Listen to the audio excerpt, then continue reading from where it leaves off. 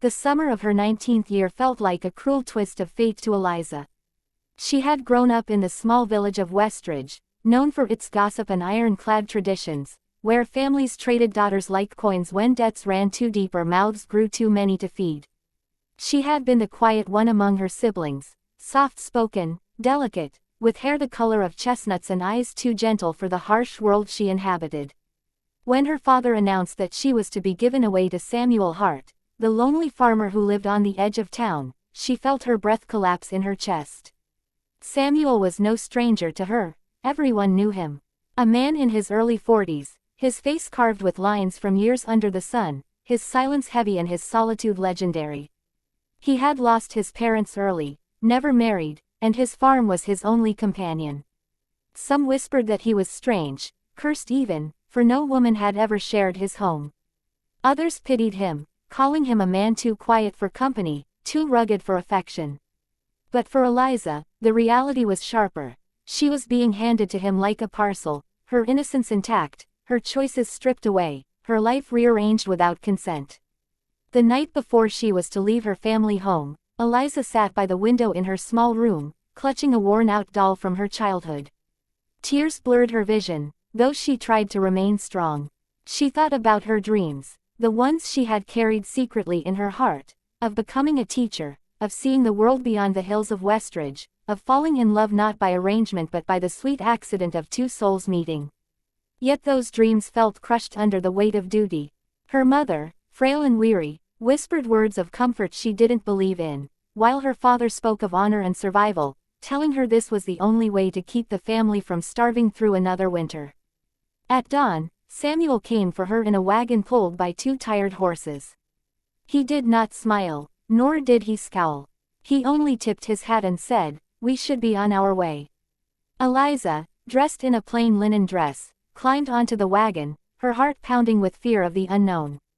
The road stretched long and silent between them, dust rising beneath the wheels, while the morning sun cast golden light over the fields. Samuel did not speak, and Eliza dared not break the silence. When they reached his farm, the sight was both impressive and intimidating. Acres of golden wheat swaying in the breeze, a weather-beaten farmhouse standing firm against the sky, and the faint smell of earth and wood smoke in the air. It was a place of hard work and loneliness, she could sense it instantly. He helped her down from the wagon, his hand rough yet steady, and led her inside.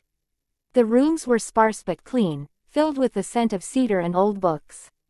He showed her the kitchen, the pantry, and then the small room prepared for her. "This is yours," he said simply, before retreating to his own space. That first evening, Eliza sat at the wooden table across from him, nibbling at the bread and stew he had prepared. The silence between them was thick, but she noticed small details. The way he bowed his head before eating, the way his hands trembled slightly when lifting his cup, the deep sadness in his eyes when he thought she wasn't looking. She wondered if he had wanted her, or if she too was a burden he had not asked for. When the night fell and the farmhouse grew quiet, Eliza lay awake in her bed, clutching the blanket tightly around her. Fear twisted in her chest, for she did not know what Samuel expected of her. The town believed he had taken her for one reason alone, and the thought terrified her. Yet, as the hours passed and the door to her room remained closed, untouched, she realized something startling. Samuel Hart had not come for her, not that night, nor the nights that followed. Instead, he left her alone, as though he understood her fear, as though he carried secrets that would take time to unravel. And for the first time since she was given away, a small flicker of curiosity, fragile but real, began to stir in her heart. Days at the Hart farm fell into a rhythm that Eliza had not expected. Morning light slipped through her small window, waking her to the sound of roosters crowing and Samuel's boots thudding across the wooden floors as he headed out before dawn to tend the animals. She would rise soon after, braiding her long hair quickly before setting herself to chores, feeding chickens, fetching water, mending clothes, and trying to make the house feel less empty with little touches of her own. At first, she moved through her tasks quietly, careful not to disturb Samuel or draw his attention, but slowly she began to notice something peculiar. He was not a man who demanded or commanded. Instead, he worked harder than anyone she had ever seen, often coming home from the fields covered in dust and sweat, his back bent from long hours, yet he never once expected her to shoulder his burdens. He cooked when she was too tired, cleaned when she had done enough, and in the evenings, when they sat across from each other at the wooden table, he would sometimes ask softly, "Did you eat enough? Or, was the day kind to you?" The questions startled her at first, gentle words from a man she had been told would treat her as property, but soon, she began to wait for them, cherishing the faint smile in his eyes when she answered. Still, the silence between them stretched wide, filled with unspoken fears. Eliza wondered when he would finally come to her, as the town surely expected. Each time she passed him in the hallway, her breath caught, her heart pounding with dread, but Samuel never crossed that line. He slept in his own room, kept his distance, and treated her with a kind of reverence she did not understand. At night, when the farmhouse grew still, she lay awake. The storm that night had shaken Eliza to her core, but in the weeks that followed, something began to shift between her and Samuel, like the slow thawing of ice after a long winter. Where once there had been silence, there were now careful words, shared at the supper table or during the quiet hours when he returned from the fields. He told her about the land, about how the soil needed to be treated with patience, about how wheat bent under the wind but did not break if its roots were strong, and she found herself listening with a strange kind of hunger, not for farming, but for the man himself, for the layers she had not expected to discover beneath his weathered exterior. Samuel, too, began to notice her in ways that unsettled her at first but later brought a fragile warmth. When she struggled to carry a pail of water, he would take it from her hands without a word, his touch rough but careful, as though she might break. When she cooked something new and clumsy, he would eat it without complaint, offering only a quiet nod of thanks that made her feel strangely proud. It was in these little moments that she began to understand he was not the brute the town had whispered about, nor the desperate man who had taken her as a possession. Instead, he seemed almost afraid of hurting her, of claiming something that had not been freely given. This realization unsettled Eliza more than if he had been cruel, because it left her heart conflicted. She had come to his home expecting fear, expecting to be forced into a life she did not want, and yet here she was, beginning to feel safe in his presence, beginning to sense that her life might not be a prison. After all, but the world outside did not remain quiet. One afternoon, while she was tending the small garden by the farmhouse, a group of villagers passed by on the road, their voices carrying with the wind. She heard them laugh, mocking words dripping with venom. "That old farmer must be enjoying his young bride," one sneered, while another added, "Poor girl won't last a year out there, he'll break her spirit." Eliza froze, her cheeks burning with shame and anger, and when Samuel appeared from the fields, sweat streaking his brow, she could not meet his eyes. That evening, she barely touched her food, her mind restless with the cruelty of their words. Samuel noticed, of course, for he always noticed, and after a long silence he said, "I know what they say." His voice was low, heavy with years of bearing their judgment. "They've said things about me my whole life, things about why I never married, why I live alone. They don't understand, and they don't care to." Eliza looked at him then, really looked, and saw the weight of loneliness carved into his features. She wanted to ask why he had never married before, why he had taken her now, but the questions tangled on her tongue. All she could say was, "It isn't fair." Samuel's eyes softened, and for the first time, he smiled, not a full smile, but the faintest curve of his lips that transformed his entire face. "No," he said simply, "but life rarely is." That night, Eliza lay awake again, but it was not fear that kept her from sleep, it was the growing ache of questions she longed to ask, and the strange warmth blooming in her chest whenever she thought of him. She realized then that the town had given her away to a man they did not know, and perhaps neither did she, but slowly, painfully, she was beginning to want to. The weeks that followed drew Samuel and Eliza into a rhythm that was no longer just survival but something more like companionship, though neither dared to speak it aloud. She found herself anticipating the moments when their paths crossed during the day, the brush of his hand as he passed her tools, the quiet hum he made when approving of her bread, the way his eyes softened when he caught her humming while folding laundry. These were small things, but they lingered in her heart long after the moment had passed. And yet, the weight of the town's scorn was never far. Each Saturday when Samuel rode into Westridge for supplies, Eliza dreaded the return of the whispers that clung to him like shadows. Sometimes he came back quiet, his face unreadable, but other times she saw the anger beneath his silence, his jaw set tight as though biting back words he would never say. She wanted to ask him why he cared so little for defending himself, why he let the town believe he had taken her purity for his own when in truth he had not touched her, but the question stuck in her throat, wrapped in her own confusion about what she wanted. One late afternoon, as the sun dipped low and painted the fields gold, Samuel came in from the barn with a grim expression. He sat heavily at the table, pulling his hat from his head and setting it down with unusual force. Eliza, kneading dough by the window, turned with worry. "What is it?" she asked, her hands dusted in flour. He hesitated, then met her gaze. "The town is saying things again. They think you're trapped here. That I've kept you against your will." Eliza's breath caught, anger flaring hot.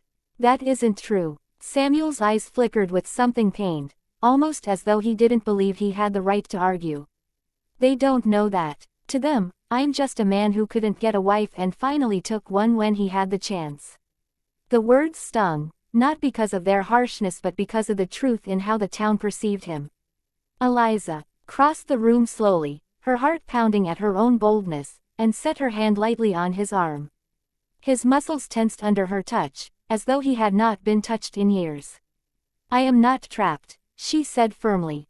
"I may not have chosen this in the beginning, but I am not your prisoner. If they cannot see that, then they are blind." Samuel turned to her then, his eyes filled with gratitude and something deeper, something she dared not name. For a long moment, neither spoke, but the silence between them felt different than before, not heavy, not distant, but charged with unspoken truths. In the days that followed, Eliza began to take her place at his side more boldly, walking with him into the village, carrying her head high despite the stares. The whispers did not stop, but the cruel smirks faltered when they saw the quiet dignity in her expression, the way she walked not behind him but beside him. Some even began to soften, though most held fast to their gossip. At the farm, life grew easier between them. Samuel began teaching her small tasks in the fields, his patience surprising her, his voice low and calm as he explained how to read the sky for rain or test the soil for planting. She found herself laughing once in a while, startled by her own voice breaking the silence, and each time Samuel's eyes lit in a way that made her heart stumble. One evening, as they stood outside watching the sun sink into the horizon, Samuel spoke words that lingered in the air like a secret confession. "You've brought life back into this place," he said quietly, his gaze fixed on the fields. "Before you came, the house was just walls. Now, it feels like a home." Eliza swallowed hard, her throat tight, and for a moment she wanted to tell him what had been growing inside her chest. A warmth, a longing, a trust that had slowly replaced her fear. But the words stuck, too fragile to risk. Instead, she only whispered, "It feels like home to me too." The silence that followed was heavy with all the things they could not say, but as she stood beside him in the fading light, Eliza knew that something had changed forever. The girl who had been given away was slowly becoming a woman who chose to stay. By the time autumn settled over the land, painting the trees in shades of crimson and gold, the farm felt less like the place Eliza had been given to and more like the life she was quietly building for herself. She and Samuel worked side by side through the shortening days, harvesting wheat, storing hay, and preparing for the long winter ahead. What had once been a quiet tolerance between them had grown into something steadier, something that bound them in ways the town would never have predicted.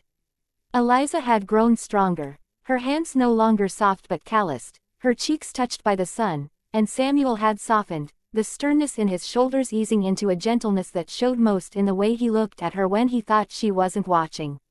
But it was not until the town's cruelty reached its sharpest point that the truth of their bond would finally come to light. One morning, Samuel rode with Eliza into Westridge for supplies. As they stepped into the general store, the usual hush fell over the villagers, their stares prickling Eliza's skin. One woman whispered loudly enough for all to hear, "She looks thinner, poor thing, he must be working her to the bone." Another man chuckled cruelly, "Or keeping her locked up at night." We all know what he bought himself. Heat rose in Eliza's chest, and for the first time, she did not shrink under their words.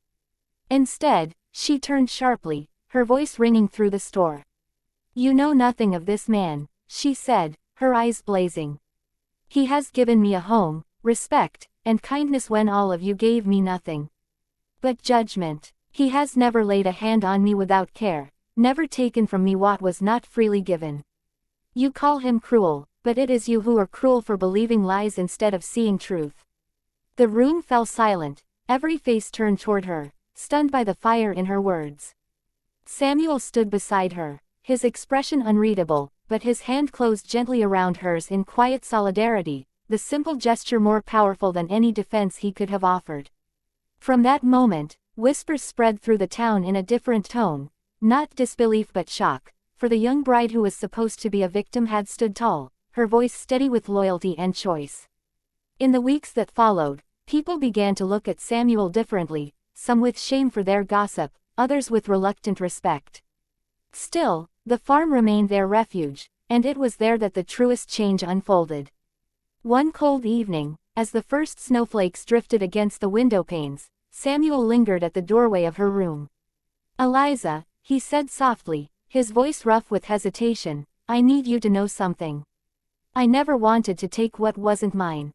They gave you to me, but I would never make you stay if you didn't want to. Eliza rose from her chair, her heart pounding, and crossed the room until she stood before him. For a long moment, she searched his eyes, those steady, sorrowful eyes that had carried so much loneliness, and she realized with stunning clarity that her fear of him had long since vanished. In its place was trust, and something deeper, something she could no longer deny. Samuel, she whispered, her voice trembling but sure, I want to stay. Not because I was given, but because I choose to. His breath caught, his hands curling into fists as if to hold back years of longing, but when she reached for him, he let go, and the distance that had held them apart finally collapsed. That night, their silence was broken not by fear but by a tenderness that had grown from patience, respect, and unspoken love. And though the town would never stop talking, their story became a quiet defiance against the cruelty of others. The girl who had once been handed over like a possession had become a woman who found her own strength, and the lonely farmer who was once a figure of ridicule had become her partner, her anchor, her choice. In the stillness of that farmhouse, with snow falling softly outside, they began not the life others had decided for them, but the one they had chosen together, shocking everyone who had doubted them, not with scandal, but with love.